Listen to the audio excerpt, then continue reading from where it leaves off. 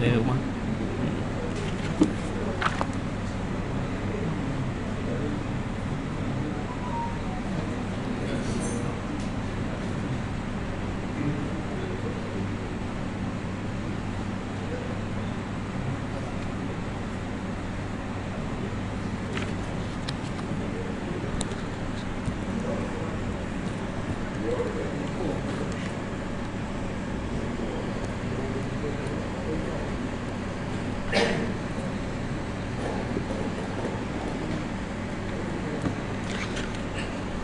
Assalamualaikum warahmatullahi wabarakatuh. A'udzu billahi minasyaitonir rajim. Bismillahirrahmanirrahim. Alhamdulillahi rabbil alamin wassalatu wassalamu ala asyrafil anbiya'i wal mursalin wa ala alihi wa sahbihi ajma'in. Rabbi shrah li sadri wa yassir li amri wahlul 'uqdatam min lisani yafqahu qawli. Subhanaka la ilma lana illa ma 'allamtana innaka antal alimul hakim wa la haula wa la quwwata illa billahil aliyyil azim. Allahumma zidna 'ilman nafi'a warzuqna fahman nabi wasi'a. Allahumma ij'alna minal mukhlisin. Amma ba'd. Alhamdulillah, syukur kita pada Allah Subhanahu wa taala. Malam ni kita sambung kembali kuliah Maghrib berkenaan dengan ilmu faraid. InsyaAllah kita menggunakan buku yang bertajuk Faham Faraid, muka surat 7, halaman 7. Pada kuliah yang lepas kita membicarakan berkenaan dengan pengertian faraid, dan insyaAllah malam ni kita nak tengok peranan ilmu faraid. Dalam buku ni menyatakan terdapat enam peranan ilmu faraid yang utama. Ada 6. Kita tengok satu persatu. Yang pertama, mengenal pasti harta si mati merupakan harta pusaka. Sekali lagi, mengenal pasti harta si mati merupakan harta pusaka. Apa maksud dia? Maksud dia, tidak semua harta si mati menjadi harta pusaka. Ni pun kadang-kadang orang duk faham, kalau si mati tu meninggal, ada harta, automatik jadi harta pusaka. Tak. Tak ada. Contoh, dia meninggal dan dia ada harta 1 juta. Tetapi 1 juta tu dia dapat melalui under table. Tahu under table? Takkan tak faham. Duit kopi kan. Tu 1 juta tu. Tak main 1,000, 10,000, 1 juta. Ini tak ada kaitan dengan hidup dan mati. Kebetulan kalau kena. Kalau dia meninggal dan duit tu merupakan duit rasuah, ataupun senang, duit tidak patuh syariah. Rasuah, apa lagi, perniagaan yang haram kan. Ni ayah ada 1 juta ni, berniaga apa? Jual arak. Nauzubillah. Dia ada kilang arak, dia buka kasino kan.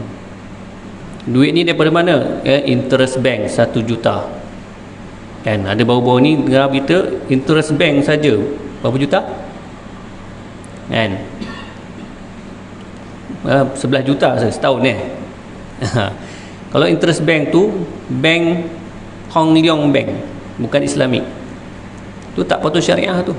Kalau dia meninggal, tak jadi pusaka, tak jadi harta dia ustaz. Bukan, tu bukan harta dia. Kenapa? Sebab dia memperolehi dengan jalan yang haram, kan? Duit rompakan dapat 1 juta ni rompak bank. Itu bukan harta pusaka. Jadi kena ingat.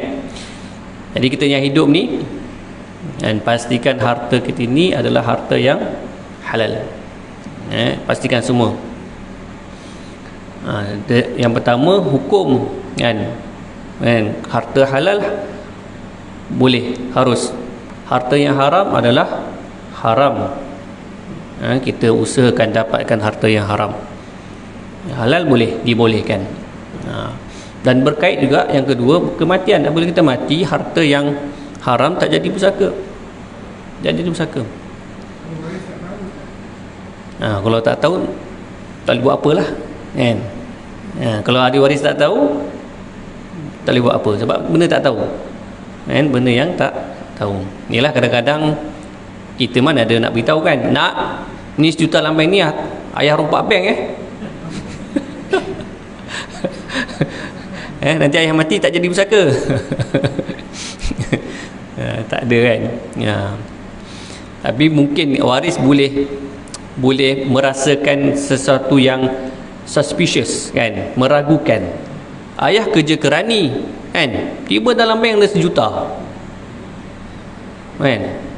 Derma kot. Bagus juga derma 1 juta, kan? Jadi kat situ meragukan, mungkin boleh kena selidik lah. Jangan terus ambil je, kena selidik. Takkan ayah kerja kerani dapat 1 juta, meninggal pun baru umur 40, kan? Kan? Kira-kira kalau tolak-tolak, contohnya boleh simpan dalam 500 sebulan, kan? Contoh bekerja 10 tahun, 500 sebulan 5,000, 6,000, kan, setahun. 10 tahun baru 60,000. Ini 1 juta. Jadi pelik kat situ, kan? Kena selidik lah, kena selidik. Kalau didapati bahawa harta tersebut harta yang tidak patuh syariah, harta rasuah dan sebagainya, maka waris tak boleh ambil, tak jadi pusaka. Orang tanya balik, Ustaz, jadi kalau duit 1 juta ni kita nak buang ke, Ustaz? Bakar je, haram ni, kan? Sekarang harta haram ni bakar je. Tak ada. Duit yang tidak patuh syariah kita boleh salurkan kepada Baitul Mal. Dia ada unit wang tidak patuh syariah, bagi kat situ. Jangan letak pada zakat. Zakat tak boleh. Zakat untuk harta yang suci, bersih, halal saja. Harta yang haram tak boleh zakat. Ni kalau harta haram boleh bayar zakat lah. Jangan. Harta haram disalurkan pada wang tidak patuh syariah. Boleh digunakan untuk kegunaan umum, yang ulama kata perkara yang hina. Buat benda yang perkara yang menghinakan, sesuatu yang menghinakan. Contohnya macam jalan. Jalan perkara menghinakan. Kenapa? Sebab orang pijak-pijak. Tapi umum lah. Tak boleh jalan rumah sendiri, tak boleh. Jalan yang umum. Tandas, benda yang hina, boleh. Longkang, pagar, tu ada perbahasan lah, ada di kalangan ulama.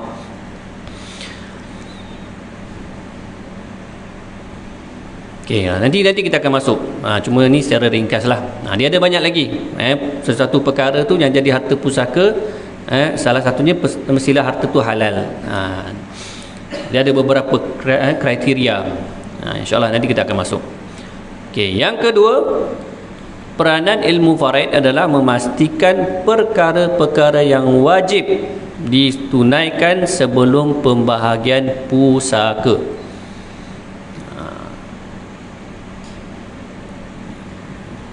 Ramai duk ingat bila ayah dia meninggal, kan, ada duit dalam bank 500,000, terus faraid, sebenarnya dia ada tul, dia ada tapisan, ada 4 tapisan sebelum harta tu difaraidkan. Jangan kita ingat terus meninggal faraid tak. Dia ada perkara-perkara yang wajib ditunaikan. Yang pertama, secara ringkas, melaksanakan menunaikan tututan harta secara langsung. Contoh seperti membayar hutang ar-rahnu, pajak gadai itu antaranya. Kemudian membayar zakat harta, zakat harta. Itu dikira kena bayar dulu tu sebelum kita. Yang kedua itu kos pengurusan jenazah dalam mazhab Syafi'i. Dia ada 4. Menunaikan tuntutan harta secara langsung, dia ada beberapa ulama senarikan ada 10. Dan antara yang tuntutan harta secara langsung kos penempatan isteri beriddah. Suami meninggal kan, ada isteri akan beriddah selama 4 bulan 10 hari. Jadi kalau diduduk rumah sewa, jadi rumah sewa tu selama 4 bulan 10 hari boleh diambil daripada harta pusaka suami untuk bayar kos sewa. Kalau duduk rumah sendiri ataupun rumah suami dah habis bayar dah, maka dalam tempoh 4 bulan 10 hari ahli waris tidak boleh tuntut bahagian mereka selama 4 bulan 10 hari. Sebab isteri kan wajib beriddah. Apa beriddah maksudnya? Tidak boleh keluar rumah, tidak boleh berhias, kecuali dalam keadaan darurat. Itu antaranya. Kemudian yang kedua, membayar kos penempatan kos pengurusan jenazah. Kemudian ketiga, membayar hutang. Hutang si mati. Ni kadang-kadang waris terlupa, terlalai. Si mati ada hutang tapi waris tak bayarkan hutang si mati. Sebab hutang tu wajib dibayar walaupun dah meninggal. Jangan kita anggap kalau ayah meninggal kira hutang tu kira burn lah, kita terhapus. Hal tak, dia akan dituntut. Kalau tak bayar akan dituntut di akhirat nanti. Itu sebabnya dalam syariat kena bayar dengan harta pusaka si mati, hutang. Kemudian yang keempat, wasiat. Wasiat, kalau ada buat wasiat lah. Lepas tu barulah faraid. Barulah faraid. Tapi ustaz, lepas tolak semua tu hutang apa wasiat tu, tinggal 10,000 ustaz. Asal 10 juta. 10 juta. Terbeliak biji mata. Lepas tolak hutang apa semua tu, tengok 10,000 ustaz. Itulah rezeki kamu. rezeki kamu 10,000. 10,000. Jadi 10 juta buat macam mana? Dah hayar hutang ayah tu banyak kan. Kena bayar walaupun terpaksa menghabisi harta pusaka kan. Contoh bayar hutang semua tinggal kosong, tak ada duit lagi dah, tak ada pusaka dah. Nak buat macam mana kan? Jadi kalau kita yang hidup ni kan, kita dah belajar, kita kalau boleh settle hutang cepat-cepat, ataupun kita ambil takaful kan, yang boleh cover hutang kita kan, kalau kita meninggal dunia. Baik, itu yang kedua. Dan yang ketiga, mengenal pasti ahli keluarga bagi si mati adalah ahli waris yang berhak atau tidak berhak. Mengenal pasti sama ada ahli keluarga, itu lebih baik. Mengenal pasti sama ada ahli keluarga bagi si mati adalah ahli waris yang berhak ataupun tidak. Sebab bukan semua ahli keluarga si mati akan mewarisi harta pusaka. Tak. Contoh, datuk kan, datuk sebelah ibu kan, kalau kita meninggal ada ibu bapa kan, lepas tu ada datuk nenek kan, datuk nenek sebelah bapa dan datuk nenek sebelah ibu. Datuk sebelah ibu tu bukan waris kan, dia bukan ahli waris. Dia ahli keluarga tapi bukan ahli waris. Dia tak mewarisi harta pusaka. Dia tak dapat. Dia kena tahu. Kena tahu. Dan ahli waris yang berhak ni ada ramai. Ada ramai. Kalau dalam buku ni ada 25 orang. Nanti kita akan tengok. Dan dalam buku ni juga diceritakan tentang ahli waris tersembunyi. Ahli waris tersembunyi. Tersembunyi bukan disembunyikan. Tersembunyi maknanya dalam 25 orang tu sebenarnya dia ada beramai lagi. Contohnya macam datuk. Datuk dah kita buat cucu pula. Kan, si mati ada cucu lelaki dan cucu perempuan daripada anak lelaki. Cucu daripada anak perempuan bukan waris. Cucu daripada anak perempuan bukan waris. Dia macam datuk sebelah ibu tu. Okey, baik. Cucu lelaki dan cucu perempuan daripada anak lelaki itu ada ahli waris. Cicit lelaki. Bawah Si mati, tengok cuba bayangkan. Si mati, dia ada anak lelaki, kemudian dia ada cucu lelaki dan cucu perempuan. Daripada anak lelaki, daripada cucu lelaki ni, dia ada cicit lelaki dan cicit perempuan. Cicit lelaki tu adalah ahli waris. Sampai ke bawah, lepas cicit tu ada anak, kan? Apa anak pada cicit ni panggil apa dengan si mati? Dia panggil piut. Piut. Piut. Ada dalam kamus dewan, dalam buku ni ada istilah tu. Boleh tengok dalam tajuk ahli waris tersembunyi. Piut. Piut lelaki, piut perempuan. Anak pada piut lelaki, oneng-oneng. Bukan Ustaz reka macam nama kuih je Ustaz. Oneng-oneng. Oneng-oneng tu adalah anak pada piut. Ada dalam kamus dewan, edisi yang keempat. Dia sampai lima generasi dia. Si mati, anak, cucu, cicit, piut, oneng-oneng. Atas pula datuk, moyang, buyut, ayah, datuk, moyang, buyut, cakawari kalau lelaki. Kalau perempuan, cilawagi. Tengok, belajar faraid ni belajar bahasa Ustaz. Canggih faraid kan. Sampai belajar bahasa juga. Baru tahu Ustaz. Dia belum peribahasa lagi. Peribahasa pun ada Ustaz. Ada. Mana contoh? Patah titi. Ada waris patah titi. And saya rasa dalam buku ni tak ada kot. Tak tahu, tak ingat. Rasa, kalau ni kita cerita. Lepas tu isteri ni, suami meninggal, baru dapat kepala mayat. Kepala mayat. Kepala mayat. Macam mana? Kepala mayat. Maknanya suami meninggal, nanti kena potong leher dia, bagi kepala kat isteri. Macam tu ke? Nak tahu jawapan dia? InsyaAllah kuliah yang akan datang. Suruh datang kan. Ataupun boleh Google. Saya ada buat post, kalau dalam FB saya buat post tentang kepala mayat ni. Di kepala mayat tu, dia suami meninggal, dia ada anak, isteri akan dapat kepala mayat. Dia punya hint dia berkaitan dengan ukuran hint dia. Cuba cari jawapan. Siapa dapat bagi jawapan betul, saya bagi hadiah buku Faham Farid. Ada dalam kita tu. Okey, baik. Yang berhak, macam satu contoh kan, ada sahabat saya, Tuan Haji Sofian, dia cerita si mati ni dia tak ada waris. Kalau tengok tak ada yang 20,000 orang tu, tak ada.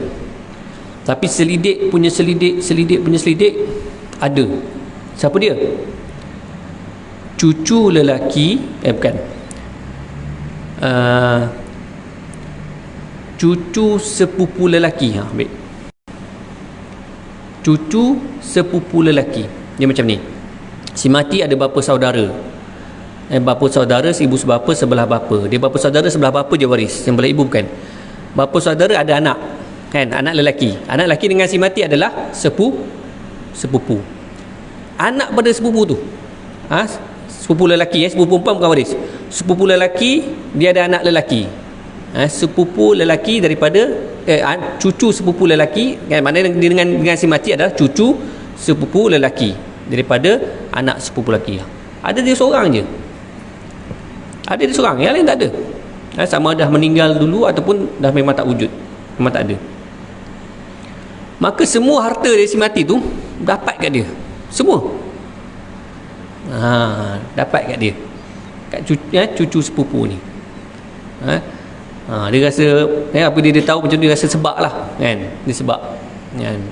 Sebab dia tak sangka dia ada tok sepupu. Time tu. Jadi faraid ni sebenarnya dia bukan menjauhkan silaturahim, dia merapatkan silaturahim.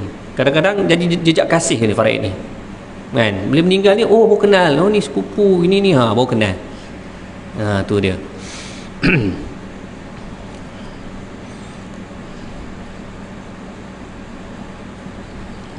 Okey, tu yang ketiga, mengenal pasti waris bagi si mati. Sama seseorang tu dia ada waris ataupun tidak waris. Kalau tidak waris, dia dia tidak boleh terima harta pusaka. Baik. Yang keempat, memastikan ahli waris yang berhak tidak terhalang oleh ahli waris yang lain.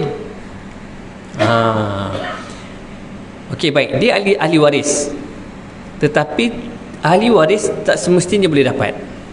Kenapa tak dapat? Sebab akan berlaku penghalangan di kalangan ahli waris tu. Ni dalam buku ni tajuk dia tajuk penghalangan. Contohnya, ayah boleh menghalang datuk. Si mati ada ayah, ada datuk sebelah ayah. Datuk sebelah ibu bukan waris, tapi yang dapat pusaka ayah saja, datuk tak dapat. Kenapa tak dapat? Sebab ada ayah menghalang datuk. Antara kaedah dia, ahli waris yang dekat dengan si mati akan menghalang ahli waris yang jauh. Kan? Ayah dengan datuk, mana lagi dekat? Ayah. Jadi ayah akan menghalang datuk. Dia bukan berkongsi. Dia akan berlaku penghalangan kat situ.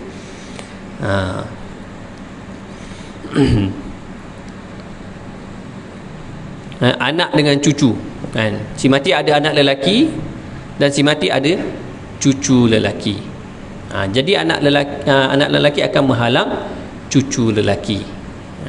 Asal dia kedua-duanya adalah waris. Kedua-duanya adalah waris. Ni nak cerita pasal patah titi kan. Patah titi macam ni. Si mati, cuba bayangkan, si mati dia ada 3 orang anak lelaki, A, B, C. Si mati ada 3 orang anak lelaki, A, B, C.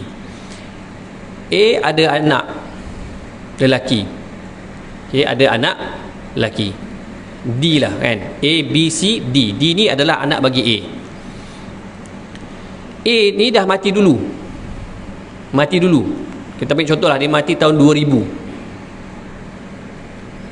Yang si mati ni mati tahun 2020. Maknanya A mati dululah kan, daripada si mati ni. Dia mati 2020. So dia ada 2 lah anak kan, B, C dan juga cucu D. Jadi cucu ni dapat tak pusaka? Dia tak dapat. Kenapa tak dapat? Sebab si mati ada 2 orang anak lelaki, tapi ayah dia dah meninggal. Walaupun ayah dia dah meninggal kan, ayah dia meninggal, tetapi anak lelaki dia tu, 2 orang tu menghalang cucu ni. Dia macam pak saudara tu menghalang anak saudara. Itu panggil waris patah titi. Dia tak dapat. Dia tak dapat. Jangan kita kata dia dapat lah. Kenapa dapat? Sebab ayah dia mati dulu. Dia tak dapat sebab ada anak lelaki yang lain menghalang. Dia dapat kalau semua tu mati dulu. A, B, C mati dulu. Accident, tiga-tiga meninggal tahun 2000. Kemudian atuk tu meninggal 2020. Cucu tu boleh dapat. Cucu tu boleh dapat. Tapi di Selangor ni, kalau berlakunya patah titi, contohlah kita ada waris yang patah titi, dia tak dapat pusaka, tapi dia boleh tuntut wasiat wajibah. Dia kena tuntut, dia bukan automatik dia kena tuntut, dia pergi ke mahkamah syariah, dia menuntut wasiat wajibah di Selangor. Dia ada beberapa negeri lah boleh tuntut wasiat wajibah. Hatta di Selangor hatta cucu lelaki dan cucu perempuan daripada anak perempuan pun boleh tuntut. Sebenarnya mereka bukan ahli waris, tu, tapi mereka boleh tuntut wasiat wajibah. Boleh tuntut. Maknanya kena pergi mahkamah syariah untuk menuntut. Dapat tak dapat itu lain cerita kan. Banyak mana dapat itu lain cerita, itu mahkamah akan tentukan. Tapi kita boleh tuntut. Ni nak bagi tips lah, tok kita ada atuk kan, meninggal kan, kita tak dapat pusaka sebab ada atuk ada anak-anak lelaki, ada pak saudara kita, tapi kita boleh tuntut. Boleh tuntut.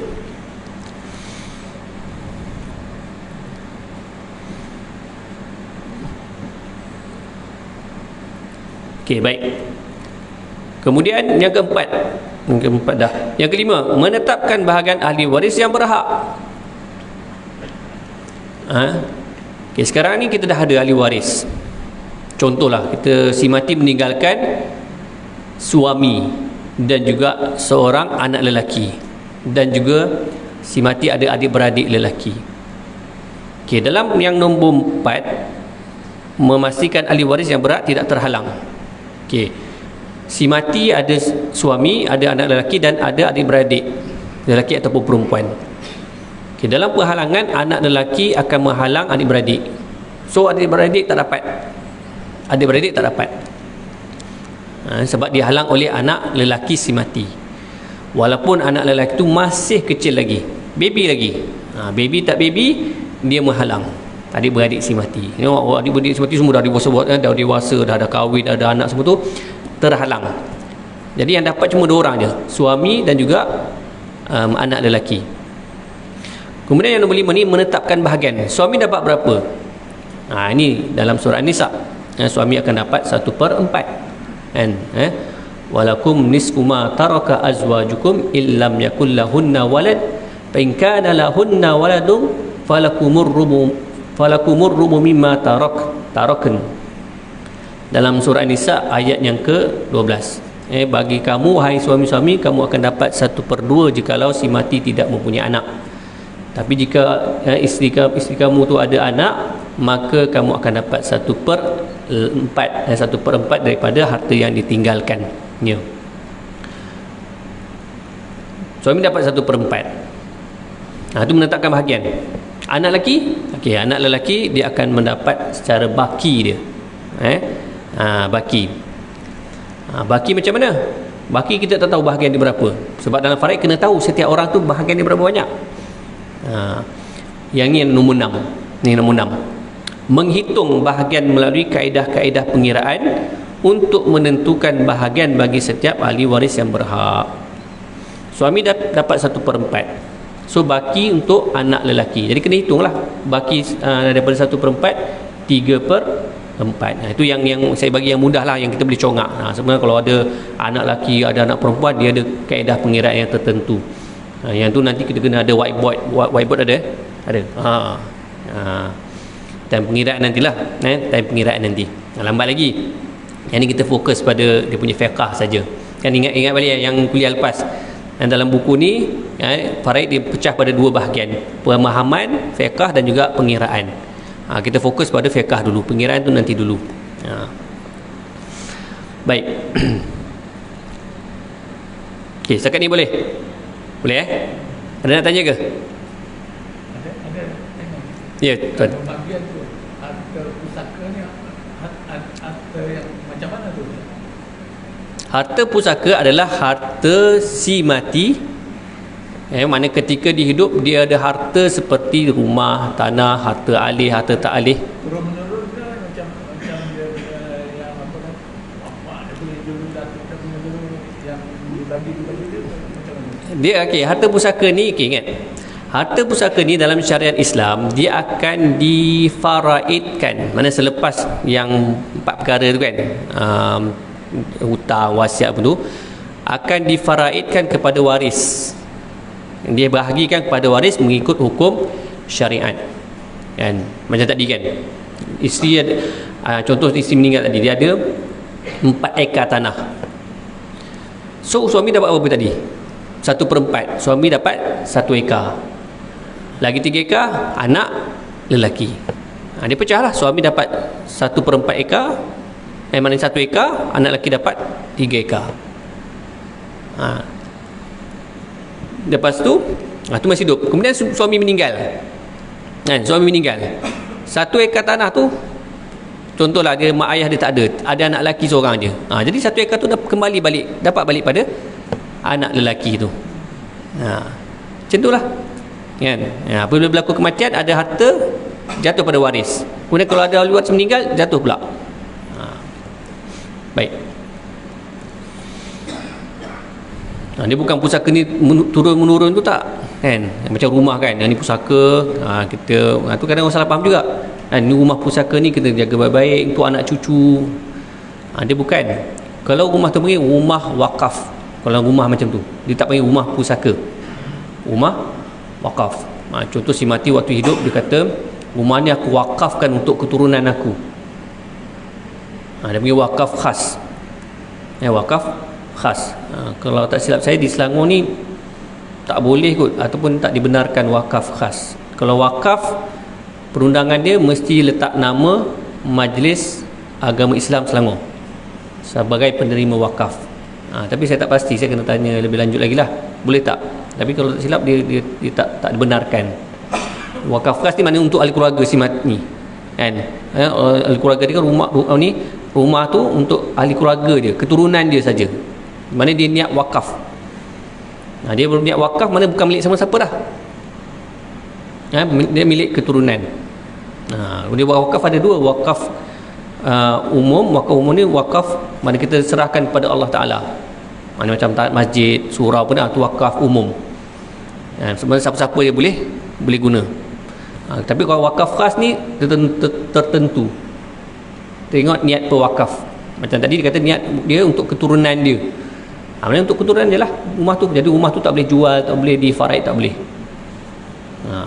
Tu kita dalam bab wakaf, dalam bab wakaf tu. Tapi kalau pusaka tak boleh. Kalau pusaka memang kena faraidkan.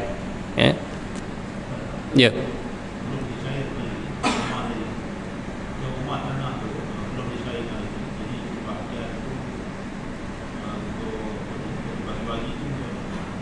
Belum dicairkan lagi.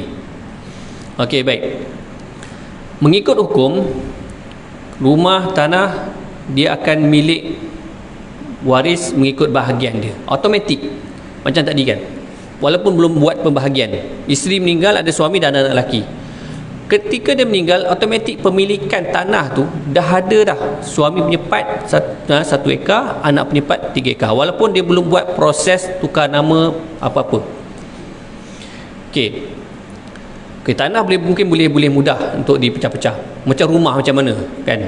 Rumah tak boleh nak pecah kan? Mana boleh kita boleh meninggal, ada rumah, kita belah rumah ke, kita kena pasang dinding, batu tutup, pecahkan bahagian. Ataupun rumah tu yang ni bahagian ni, bilik ni anak punya, yang bahagian tu suami punya. Tak ada rumah macam tu kan. Jadi macam mana nak selesaikan? Okey, bahagian memang ada dalam faraid tu, memang ada bahagian masing-masing.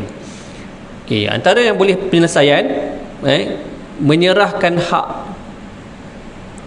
Contohnya suami tu tak apalah kan, bahagian ayah satu bahagian dia, kamu punya bahagian 3, maka ayah serahkanlah satu bahagian ni kepada kamu. Jadi rumah ni milik kamu semuanya. Boleh. Boleh. Dan penyerahan tersebut sama ada dengan imbalan ataupun tidak. Imbalan macam mana? Okey, ayah boleh nak serahkan hak ayah 1/4 ni daripada rumah ni, cuma kalau boleh kamu bayarlah sikit bahagian ni kan. Bayarlah kan. Ayah nak juga rasa pusaka mak kamu ni. Contoh nilai rumah tu 400,000 kan. Maknanya bahagian ayah 100,000 1/4 kan, 100,000. Jadi anak tu kena bayarlah 100,000 pada ayah. Tapi terpulang dari segi hukum 100,000, tapi mereka boleh berbincang kan. Tak apalah, memang hak ayah 100,000, tapi sebab kau anak ayah minta 50,000 je. Terpulang. Asalkan dia melepaskan dengan sukarela dan dia redha dengan bahagian yang dia dapat tu, dan berbincang dengan anak, boleh. Okey, baik. Itu kalau ada ada tolak ansur lah. Tapi yang pertama dia kena laksana faraid dulu. Semua kena tahu. Okey. Kalau tidak ada berlaku tolak ansur, ini biasanya kes anak ramai kan. Macam kalau suami dengan anak seorang ni mungkin susah nak jumpa. Ni anak ramai, ada anak lelaki, anak perempuan, semua pakat nak bahagian masing-masing. Kalau orang tanya saya senang jawab. Jual je rumah tu, duit bahagi. Jual je. Tapi ustaz ni rumah pusaka ni, tapi ustaz ni mak dah wasiat dah ni, jangan kau jual, jangan jual. Tak ada. Wasiat tak wasiat, kena laksanakan hukum. Sebab isu ni sekarang ahli waris tak setuju kan. Ada yang nak hak dia kan. Jadi macam mana buat? Jual saja kemudian bahagi. Nanti kami nak duduk kat mana? Tu cari sendirilah. Macam mak kamu dulu, mana ada rumah kan, dia kerja penat, dapat ni beli rumah. Kamu macam tu jugalah. Dia sebenarnya bila orang duk kata mana nak duduk rumah, Dia sebenarnya faraid ni kan dia menjana ekonomi juga. Kat situlah apabila kematian akan berlakunya urusan jual beli tanah, jual beli rumah. Macam tanah, macam sebelum waktu ayah hidup memang diusahakan tanah, tapi apabila ada anak-anak, bukan semua akan jadi seperti ayah nak usahakan tanah tu kan. Semua dah pakat, dah kerja, dah ada jawatan, dah kerja kerajaan, dah ada jadi doktor, engineer sebagainya. Tak nak kerja-kerja ladang ni. Daripada situ jual saja, bagi duit tu bagi ikut faraid. Ada orang yang beli mestilah dia nak usahakan tanah tu kan. Dari situlah berkembangnya ekonomi. Cantik kan, cantik tak dia punya ni. Dia punya apa, dia punya sistem tu kadang-kadang orang tak nampak. Dia nampak faraid ni macam apabila tanah tu pecah-pecah, makin kecil. Makin kecil sebab apa? Sebab semua nak hak masing-masing, tak nak jual. Dia semua perundangan di Malaysia ni dia leceh sikit. Sebab apa? Kalau contoh ada 10 orang ahli waris, kalau seorang dia tak bagi IC, memang tak dapat nak jual. Kalau seorang tu macam tak nak bekerjasama, tak boleh nak jual, susah. Tu bahan dia punya sukar dia tu, susah dia. Cabaran lah, cabaran. Dia kena ni lah, kena berpakat setuju semua. Okey. Ajak nanti kita azan dulu. Sekejap. Okey.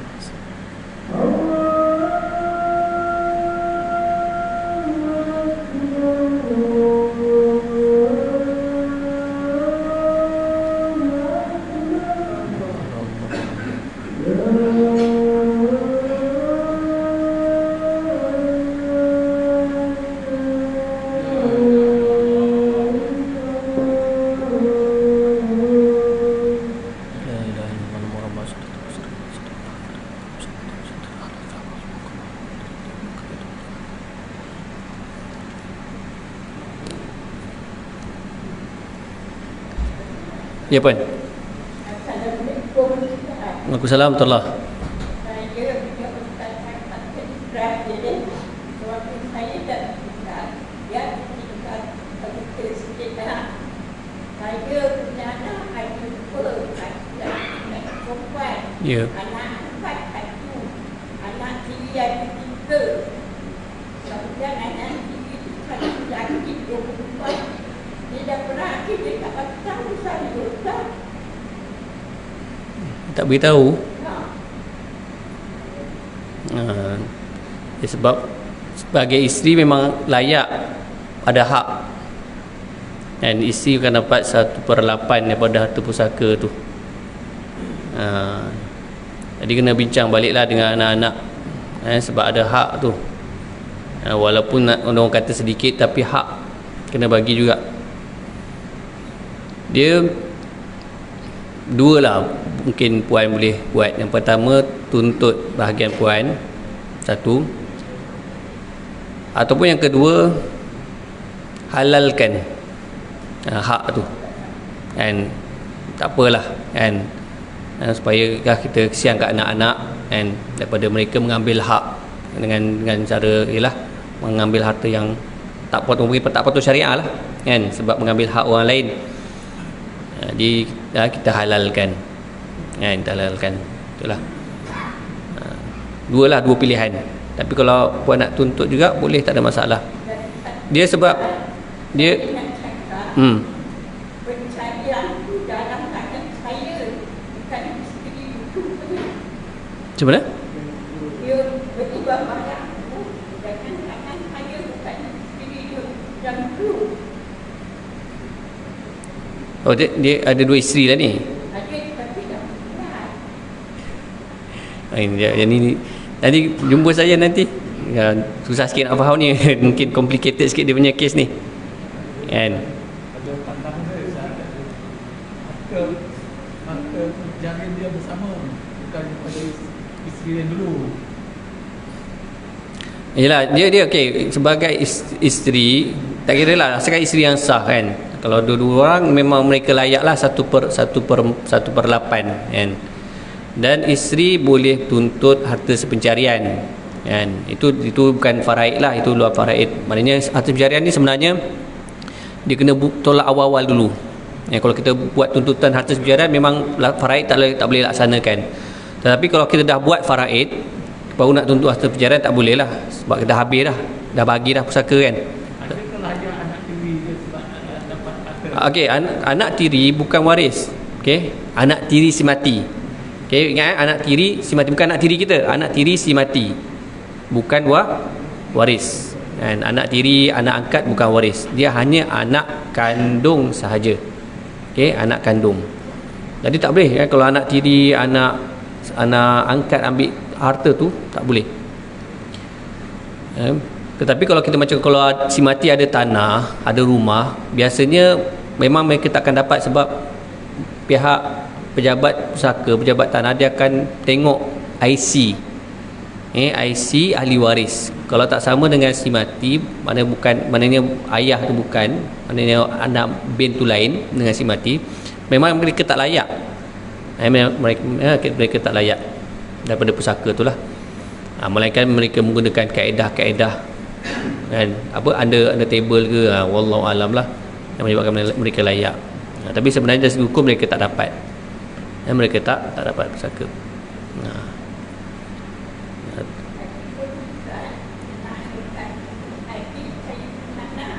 Okey.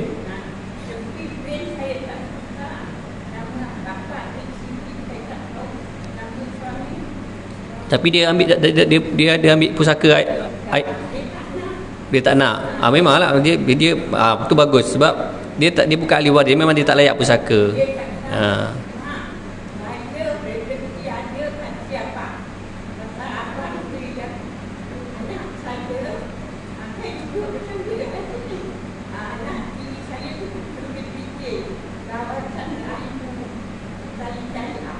Okay, anak tiri itu anak tiri puan lah. Oh, maknanya anak si mati lah. Okey, tengok dia keliru, kan. Tu anak si mati adalah waris. Anak si mati adalah waris, maknanya anak tu daripada isteri yang lain kan, yang sebelum tu. Dia meninggal, tu anak si mati, bukan anak tiri. Cuma anak tiri dengan puan sahaja. Cuma kalau puan meninggal, anak tiri tak dapat pusaka puan. Hasil suami ada, saya cakap tak, nanti kalau tak ada, nanti anak tiri macam dia kata insyaAllah tak, awak dapat lebih. Tak. Kalau pusaka, isteri akan dapat 1/8 je. Dia akan dapat kurang sikit lah. Tapi hak itu yang Allah tetapkan. Yalah, kita kena redha. Sebab kena ingat balik perempuan, ibu, anak perempuan semua mereka ada orang tanggung. Bukan mereka boleh hidup sendiri, tak.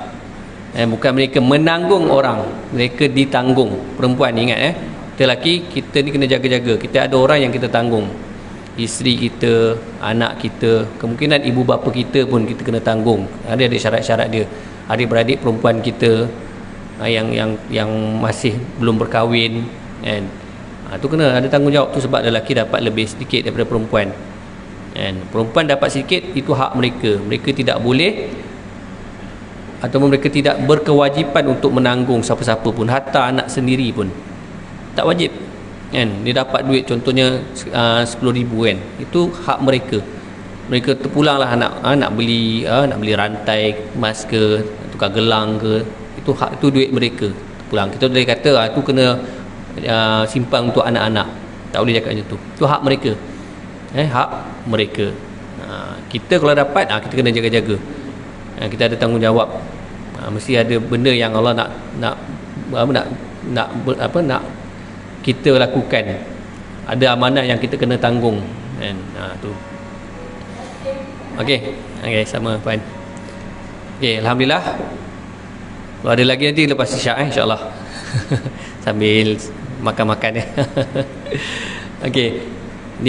Alhamdulillah malam ni kita dapat mengetahui berkenaan dengan 6 peranan ilmu faraid. Insya-Allah kita akan sambung lagi lah pada kuliah yang akan datang. Apa yang baik itu datang daripada Allah Subhanahu Wa Taala. Apa yang kekurangan itu daripada kelemahan diri saya sendiri, saya mohon ampun dan maaf. Kita tangguhkan membaca tasbih kafarah dan surah Al-Asr. Subhanakallahumma wa bihamdika, asyhadu an la ilaha illa anta, astaghfiruka wa atubu ilaik. Bismillahirrahmanirrahim. Al-'asr innal insana lafi khusr illa alladziina aamanu wa 'amilus solihati wa tawassaw bil haqqi wa tawassaw bis sabr. A'udzu billahi minasyaitonir rajim. Bismillahirrahmanirrahim. Rabbana atina fid dunya hasanah wa fil akhirati hasanah wa qina azabannar. Wa adkhilnal jannatal firdausal a'la bi ghairi samal abrar. Ya aziz ya ghafar ya rabbal alamin. Ya Allah Tuhan kami, kurniakanlah kepada kami kebaikan, kejayaan, kebahagiaan di dunia dan di akhirat, dan masukkanlah kami ke dalam syurga Firdaus-Mu tanpa hisab, bersama kedua ibu bapa kami, ahli keluarga kami, sanak saudara kami, jiran-jiran kami, sahabat andai kami, guru-guru kami, murid-murid kami, dan seluruh umat Islam. Wa sallallahu alaihi wasallam Muhammadin wa ala alihi wasallam. Walhamdulillahirabbil alamin. Takbir. Allahu akbar.